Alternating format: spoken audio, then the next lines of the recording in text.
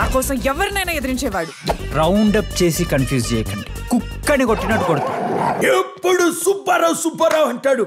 వాడి వీడియో ఏమన్నా వీడి దగ్గర ఉందా? వీడియోలో వాడి దగ్గర ఉన్నాయి సార్.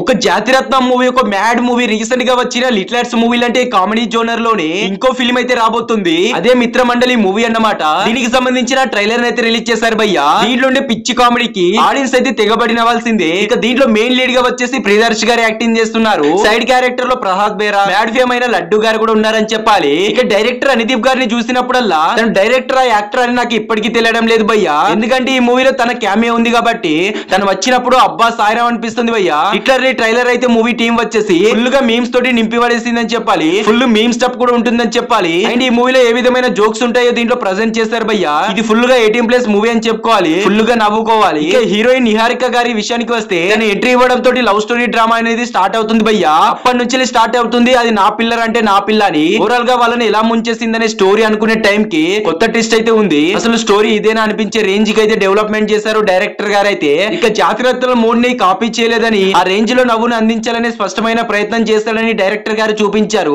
కామెడీ విషయానికి వస్తే కొన్ని సీన్స్ పక్కా పంచులతో ఆకట్టుకుంటాయి. కొన్ని సీన్స్ మాత్రం అక్కడక్కడ అలా అనిపిస్తాయి అన్నమాట. అయినా లైట్ కామెడీ ఫన్ తో ట్రైలర్ వచ్చేసి బోర్ కాకుండా సాగిపోయిందని చెప్పాలి. ఇక ట్రైలర్ లో నిజమైన హైలైట్ ఏంటంటే RRR ధృవన్ గారు ఇచ్చిన బ్యాక్గ్రౌండ్ స్కోర్ భయ్యా. అది ప్రతి సీన్ కి ఎనర్జీ ఇచ్చింది, కామెడీని మరింత లిఫ్ట్ చేసిందని చెప్పాలి. అదే మ్యూజిక్ లోను సరిగ్గా వర్క్ అయితే సినిమా హిట్ అయ్యే అవకాశాలు ఉన్నాయని చెప్పాలి. ఇక సినిమాకు స్ట్రాంగ్ ఏంటంటే ఫ్రెండ్స్ కెమిస్ట్రీ, వీళ్ళ మధ్య ఉన్న సహజమైన టైమింగ్, హాస్యంలో స్టైల్ అయితే వర్కౌట్ అయితే ఒక జాతిరత్నం మూవీలో రేంజ్ లో లిఫ్ట్ అవుతుందని చెప్పాలి మూవీ అయితే. కానీ ట్రైలర్ చూసాక నాకు ఒక చిన్న డౌట్ వచ్చింది. హాస్యం ఎక్కువగా ఉండదు అనుకోండి, కథలో ఎమోషనల్ ఉండదు. ఇవి సినిమా తర్వాత క్లియర్ అవుతాయి అనుకోండి. మొత్తం మీదుగా మొత్తానికి మిత్రమండలి ట్రైలర్ వచ్చేసి సరదా ఎనర్జీ అండ్ ఫ్రెండ్స్ తో ఫుల్ ఫన్ తో ఎంటర్టైన్మెంట్ చేయొచ్చు.